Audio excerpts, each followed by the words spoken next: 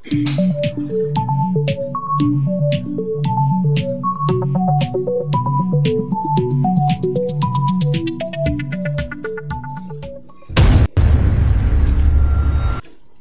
selamat datang dalam channel Kuliah Daring bersama saya Dudi Iman Hartono. Kali ini kita akan membahas tentang teori elit politik berdasarkan perspektif tiga tokoh, yaitu Karl Marx, Renato Mosca, dan Alfredo Pareto. Ketiga-tiganya adalah penggagas teori elit klasik. Nah, saya menggunakan teori elit untuk melihat fenomena munculnya klan Jokowi atau keluarga Jokowi dalam pentas atau panggung politik di Indonesia. Oke, seperti biasa, bagi yang belum subscribe, silakan di subscribe. Oke, centang tanda lonceng dan silakan di share sebagai bentuk dukungan pengembangan channel Kuliah Daring ini. Baik, terima kasih. Kita masuk pada pembahasan kita tentang teori elit, ya, teori elit politik. Baik,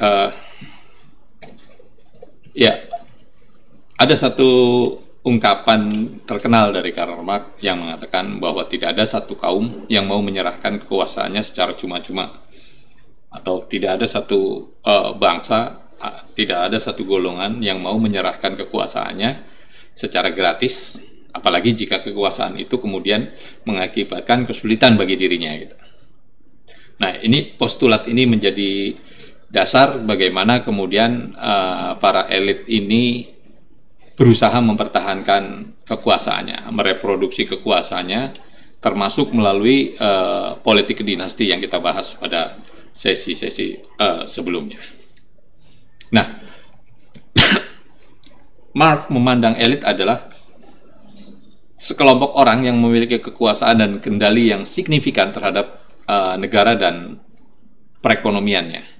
Jadi ini adalah tentu sekelompok kecil dari orang dari keseluruhan bangsa itu yang memiliki kendali dan kekuasaan atas jalannya pemerintahan dan perekonomian.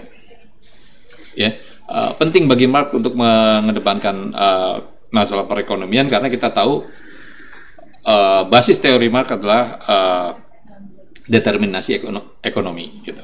Ekonomi adalah basis dari struktur bangunan politik, bangunan sosial maupun budaya lainnya.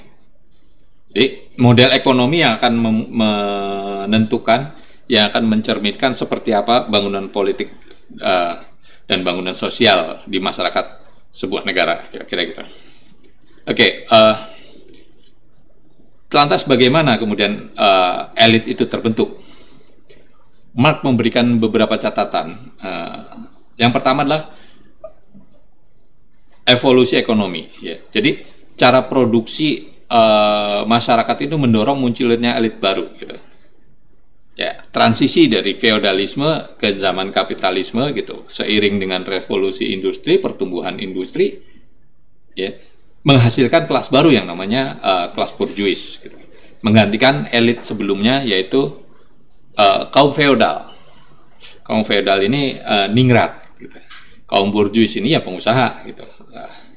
Mereka para pemilik pabrik, ya, pemegang kendali ekonomi di sebuah wilayah atau di sebuah negara gitu. Jadi evolusi ekonomi itu menghasilkan elit baru yang namanya kelas bourgeois. Nah, kelas bourgeois inilah yang menurut Marx adalah kelas elit yang menjadi ruling class, yang memerintah atas kelas di bawahnya, yaitu kelas proletar. Ya. Yang kedua adalah elit terbentuk melalui perubahan cara produksi kapitalis. Ya. Kapitalisme membuat konsentrasi kekayaan kapital berada di tangan segelintir orang, kaum bourgeois. Tidak adanya distribusi ekonomi yang merata, tentu tidak ada distribusi keadilan sosial. Gitu. Disinilah kemudian elit ekonomi itu muncul, yaitu kelas bourgeois tadi. kelas bourgeois, elit ekonomi ini yang menurut Marx sangat signifikan perannya dalam menentukan jalannya pemerintahan. Yang berikutnya terkait dengan eksploitasi tenaga kerja. Ya, kita tahu hukum dalam teori Marxisme adalah bagaimana kapitalis mengambil nilai lebih dari tenaga kerja atau dari buruh, dari proletar, gitu. Sehingga ini kaitannya dengan konsentrasi kekayaan tadi, gitu. Buruh dibayar murah, gitu, atas hasil kerjanya. Buruh kehilangan jati dirinya, mengalami alienasi atas hasil kerjanya, gitu. Kemudian dia hanya mendapatkan beberapa rupiah atas hasil kerjanya, yang justru segala keuntungan dinikmati oleh kaum kapitalis, pemilik modal. Oke, kemudian ya, kelas struggling, perjuangan kelas juga menjadi salah satu cara bagaimana elit itu terbentuk. Ya, revolusi Bolshevik di Rusia tempo dulu, gitu kan, itu menggusur kelas feodal dengan kelas kaum proletar yang kemudian menaiki puncak kekuasaan melalui diktatur proletariat yang kemudian dia menjadi ruling class di Uni Soviet waktu itu. Uni Soviet ini negara-negara federasi, di mana di situ ada Rusia, ada Ukraina, ada Belarusia, Kazakhstan dan sebagainya, gitu. Jadi melalui perjuangan kelas, gitu. Kemudian aparatur negara. Jadi elit ini akan memanfaatkan kekuasaan negara untuk membentuk kebijakan, membentuk undang-undang, peraturan yang semuanya akan menguntungkan dia dan kelompoknya. Ya, elit ini akan menjadi apa? Ini dalam kaitan mempertahankan posisi elit tersebut, gitu. Ya. Kemudian ada warisan atau reproduksi kekuasaan, gitu. Jadi elit ini dapat diwariskan, gitu. Ya, dari generasi ke generasi, seperti dalam kasus feodalisme, raja itu turunnya nanti ke anaknya, gitu. Nah, dalam masyarakat demokratis, gitu, ya pemegang kekuasaan harus ditentukan melalui pemilu, gitu. Nah, kemudian muncul di sini yang kita sebut sebagai political dynasty, adalah bagaimana kemudian elit status quo tadi dengan memanfaatkan kekuasaannya, kemudian membentuk undang-undang, memanfaatkan kebijakan yang bisa menguntungkan familinya atau anaknya untuk menggantikannya menjadi katakanlah penguasa, katakanlah presiden, katakanlah bupati, gubernur dan sebagainya, melalui proses yang demokratis, gitu. Yaitu pemilu. Ya, meskipun dalam konteks ini, pokoknya kita bicara kekinian, munculnya Mas Gibran ini berkaitan dengan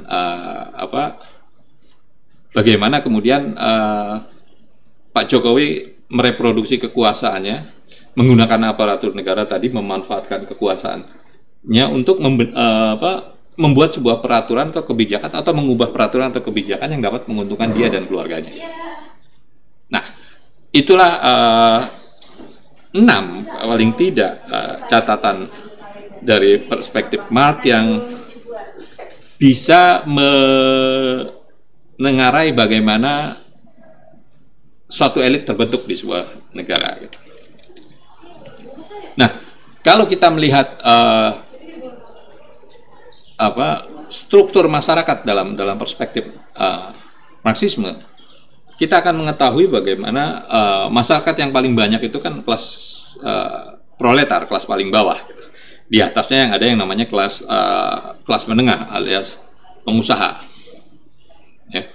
Kemudian kelas pengusaha, kaum terdidik, akademisi dan sebagainya, itu ada di middle class, gitu. Kemudian ada kelas elit, yaitu kelas yang memerintah tadi. Nah, kelas elit ini dalam mempertahankan kekuasaannya ditopang oleh 2 golongan, Yang pertama adalah kekuatan bersenjata, tentara, gitu. Ya, mereka yang akan mengancam, melindungi elit dengan mengancam siapapun yang akan mengganggu establishment elit. Dan kedua adalah kelompok-kelompok rohaniawan, agamawan yang akan mendukung elit melalui pembangunan atau membangun kesadaran-kesadaran palsu melalui dogma-dogma yang mereka ajarkan, gitu. Nah, seperti yang tadi di awal bahwa elit bisa terbentuk melalui proses perjuangan kelas, ya, maupun proses yang demokratis yaitu melalui pemilu. Sehingga menurut Marx, elit itu sifatnya tidak statis dan tergoyahkan, dan tidak tergoyahkan, artinya bisa tergoyahkan, gitu. Situasi politik tertentu bisa memunculkan elit-elit baru yang menggantikan elit lama, gitu. Meskipun dalam perspektif Marx, ya sebenarnya proses pemilu atau jalan demokrasi itu hanya merupakan reformasi aja dari orang satu ke orang lain, tapi berasal dari kelas yang sama, gitu. Kelas borjuis itu tadi, gitu.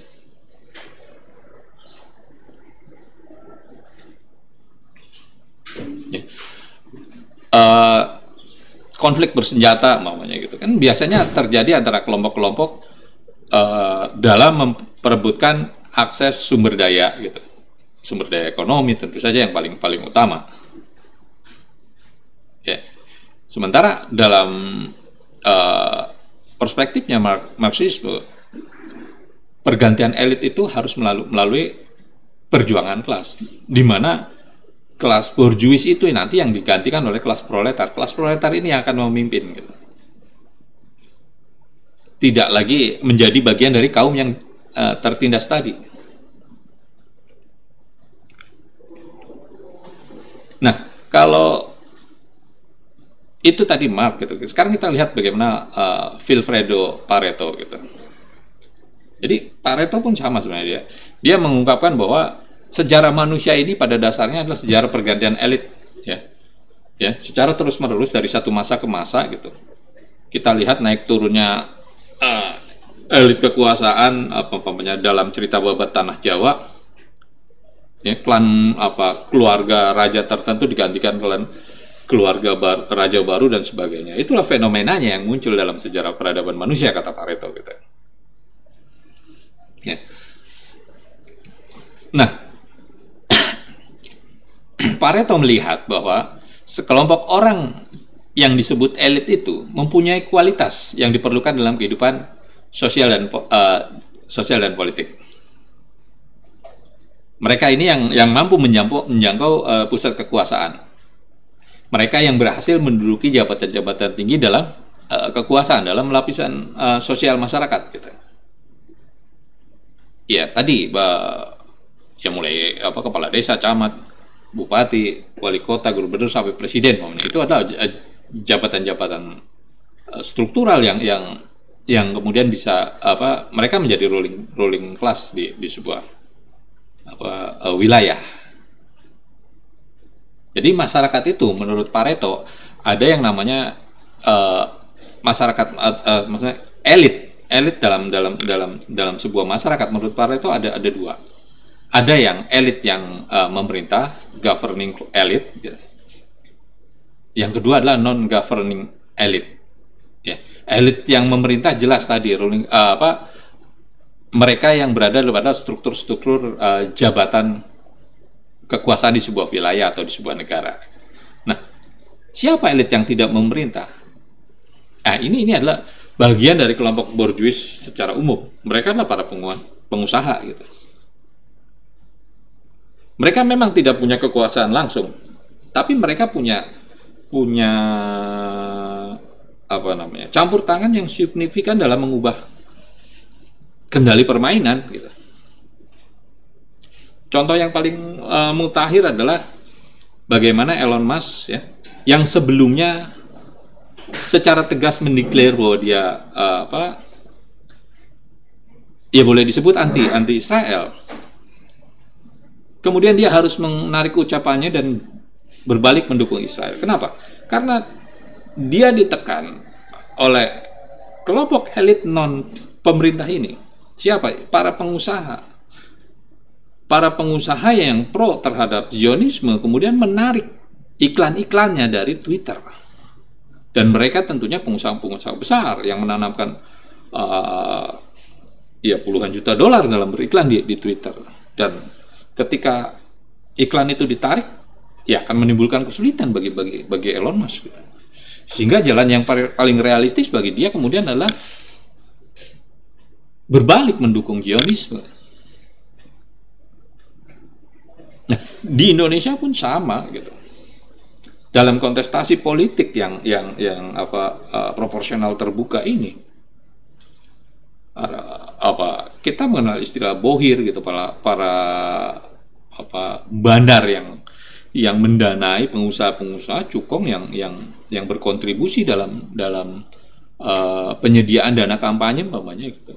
Dia pasti akan turut mewarnai, akan memengaruhi jalannya proses kebijakan. Karena balik lagi tidak ada makan siang gratis dalam politik gitu. Mereka akan menitipkan agenda-agendanya melalui orang-orang yang di endorse-nya, disponsorinya. Nah, proses pergantian elit kata Pareto, iya terjadi yang pertama di kelompok elit itu sendiri gitu, elit yang memerintah itu sendiri. Ada perebutan kekuasaan di level elit itu gitu. Istilahnya semacam perjuangan internal partai lah gitu dalam. Ya, jadi di antara elit-elit itu berebut kuasa kira-kira gitu. Ya kalau dalam proses masyarakat demokratis ya melalui pemilu tadi. Nah sekarang kita lihat dalam pemilu di Indonesia ini kan perebutan kekuasaan antar elit, di mana Pak Prabowo itu juga bagian dari elit, dia adalah menteri gitu kan, elit yang memerintah. Kemudian Pak Jokowi direpresentasikan oleh kehadiran Mas Gibran, kemudian ada Pak Ganjar juga kan, ada Pak Mahfud yang juga menteri gitu. Ada Pak Anies yang mantan menteri, ada Pak Muhaimin Iskandar juga mantan menteri gitu. Ini pergantiannya ada di level mereka sendiri. Yang kedua adalah tentu saja elit yang muncul dari bawah ya. Penduduk biasa atau warga umum. Mereka bisa membentuk elit baru dan masuk ke dalam suatu kancah perebutan kekuasaan yang sudah ada. Ya contohnya Pak Jokowi. Pak Jokowi itu bukan dari kalangan elit, baik dari latar belakang keluarga maupun background politik. Ya.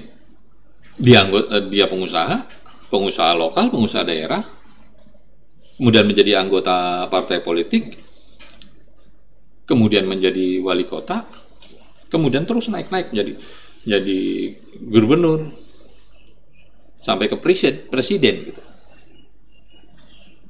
Nah, ketika beliau berada pada puncak kekuasaannya sebagai elit, tentunya dia juga ingin melanggengkan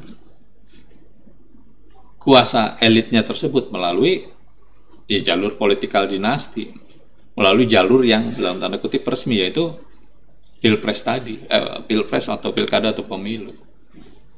Ya kita tahu lah Pak Jokowi punya anak menantu yang menduduki posisi strategis di tengah masyarakat. Pak Gibran adalah wali kota Solo, Pak Bobi Nasution adalah wali kota Medan, dan Mas Kaisang adalah ketua Partai Solidaritas Indonesia (PSI). Nah, jika Mas Kaisang nanti kemudian katakanlah maju sebagai anggota DPR gitu, dia akan menjadi elit yang memerintah juga, atau bahkan dia maju ke dalam pilkada DKI atau entah pilkada Jawa Tengah atau dimanapun.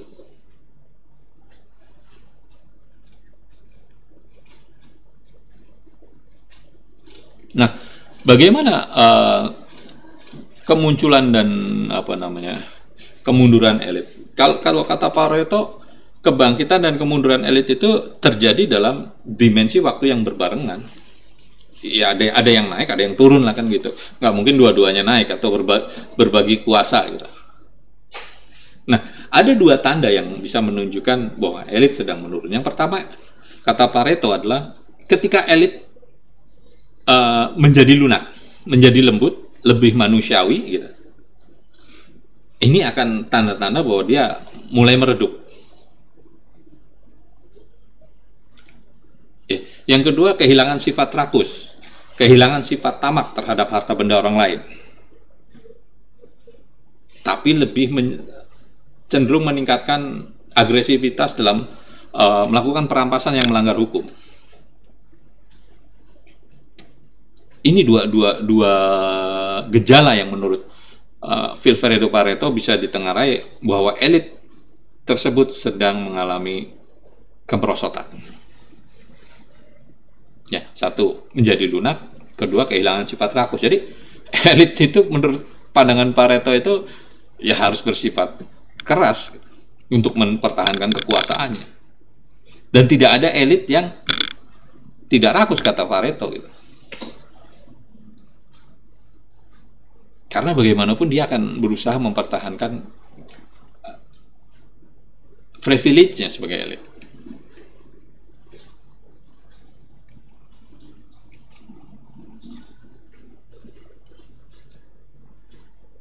Oke, ini pembagian elit.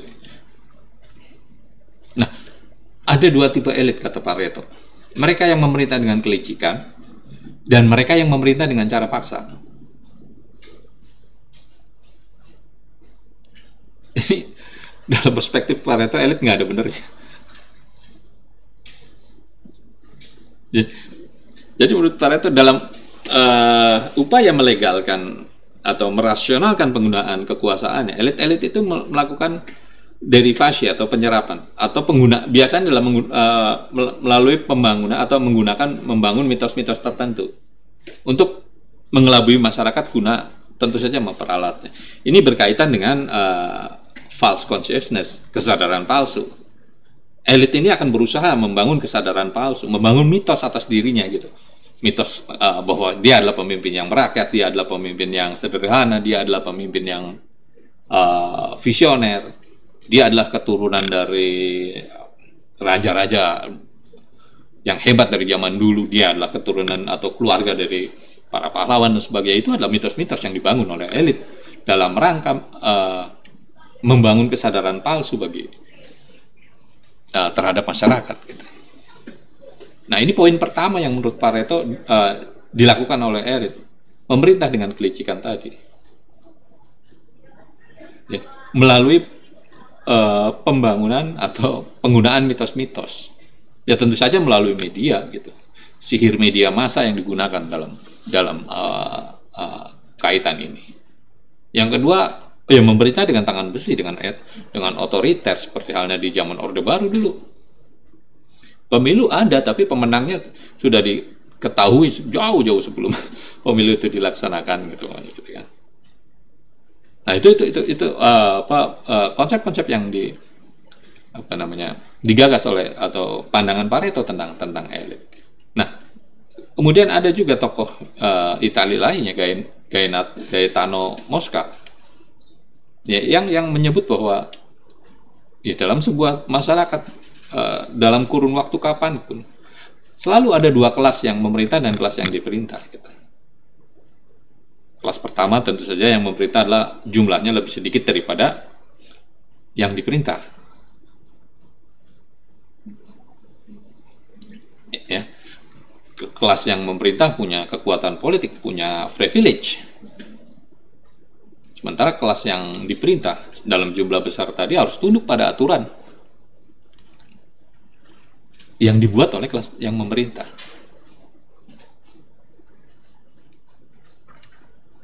Nah, ini menarik postulatnya Mosca. Salah satu basis kekuasaan elit adalah kekayaan. Jadi bagi Mosca, orang yang berkuasa selalu lebih kaya ketimbang yang berani gitu. Jadi menjadi elit itu nggak cuma modal berani, tapi juga harus kaya. Resource ekonominya harus tebal. harus apa namanya establish. Kalau enggak ya akan dikendalikan oleh justru oleh kelompok-kelompok elit yang tidak memerintah tadi, yang menurut Pareto disebut non governing elite tadi. Jadi memang basisnya ya kekayaan gitu. Jadi, dalam mempertahankan kekuasaannya, para elit itu cenderung akan menggunakan hegemoni tadi, menghegemoni orang, membuat orang merasa harus melakukan apa yang dia harus lakukan. Padahal itu adalah rekayasa yang dibuat oleh elit melalui kesadaran palsu, melalui mediumnya ya media-media, tontonan dan sebagainya. Nah, kalau kita kemudian membaca ini pada peristiwa kekinian gitu, ya kita akan melihat bagaimana pada Pak Jokowi, keluarganya, bagaimana kemudian mereka membangun dinastinya, membangun klannya di elit baru di perpolitikan Indonesia. Jadi ini menarik. Moska bilang bahwa praktek pemilihan yang demokratis, yang real sekalipun, dimanipulasi oleh kaum elit. Mereka mempunyai keinginan, khususnya sarana moral, intelektual, dan material untuk memaksakan keinginannya kepada orang lain dan akan memimpin dan memerintah mereka. Ya. Iya, kalau tidak mau secara kasar gitu, iya mengelabui melalui penggunaan mitos-mitos tadi. Gitu. Mitos kerakyatan, mitos sederhana, kemudian menggunakan jalur kekuasaan untuk mengubah aturan main yang sudah disepakati sebelumnya.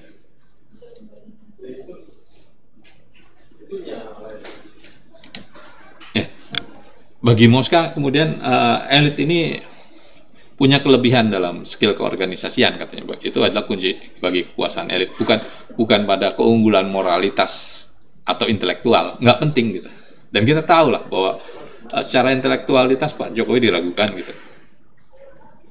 Kalau keunggulan moralitas ya itu masing-masing orang lah melihat bagaimana moralitas yang diperlihatkan Pak Jokowi selama ini gitu, atau belakangan ini.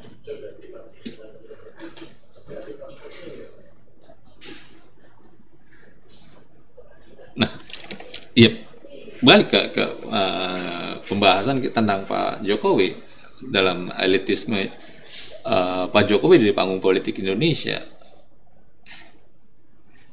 Elit itu akan mengedepankan nepotisme untuk mempertahankan kekuasaannya, menempatkan anggotanya dalam posisi politik untuk mengkonsolidasikan kekuasaannya.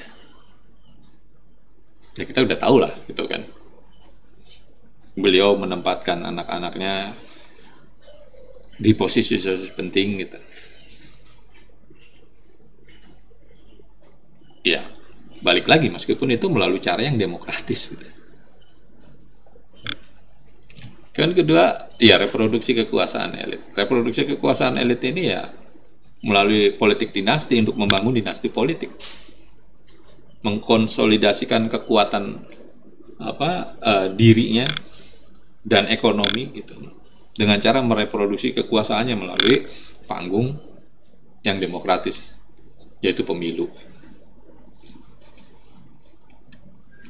Jadi ya elit ini akan menguasai resource ekonomi, resource sosial, politik, dan sebagainya. Dan ini sangat penting. Dan terakhir terkait dengan kontrol ideologi. Kenapa? Ya ini untuk mengendalikan wacana politik gitu. Wacana politik ini bagian yang dimainkan oleh elit melalui media. Dan masyarakat biasanya terbius masuk dalam perangkap jebakan wacana itu gitu. Apalagi kemudian elit punya berbagai macam perangkat, punya media, punya buzzer dan sebagainya untuk mendukung wacana yang dia dengungkan. Nah, sekarang kan pertarungan wacananya sangat keras di media gitu. Antara mereka yang mendukung politik dinasti dan menolak dinasti politik, dan dua-duanya menggunakan media sebagai mandala pertarungannya.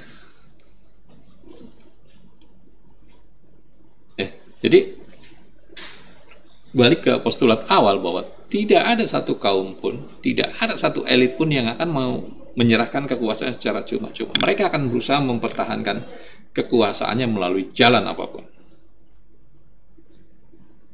Dalam perspektif masyarakat demokratis, jalan yang dilegalkan melalui pemilu untuk mengkonsolidasi kekuatan elit adalah melalui pemilu. Gitu. Ya kan keinginan Pak Jokowi untuk mengubah peraturan batasan presiden menjadi 3 kali gagal kan gitu kan. Memperpanjang masa jabatannya juga gagal gitu kan. Dan kemudian salah satu cara yang beliau lihat adalah menempatkan putranya ikut dalam kontestasi pilpres, dan itu pun harus mengubah aturan main yang sebelumnya sudah disepakati sebelumnya, yaitu keputusan MK yang kontroversial itu.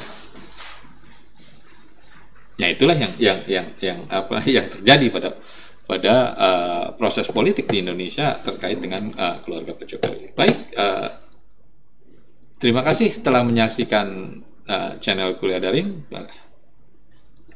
Sampai jumpa pada pembahasan-pembahasan berikutnya. Semoga membawa manfaat. Sampai jumpa. Sebarkan benih kebaikan ilmu pengetahuan dengan men-share video-video kuliah daring. Kuliah daring, kuliah dalam genggaman.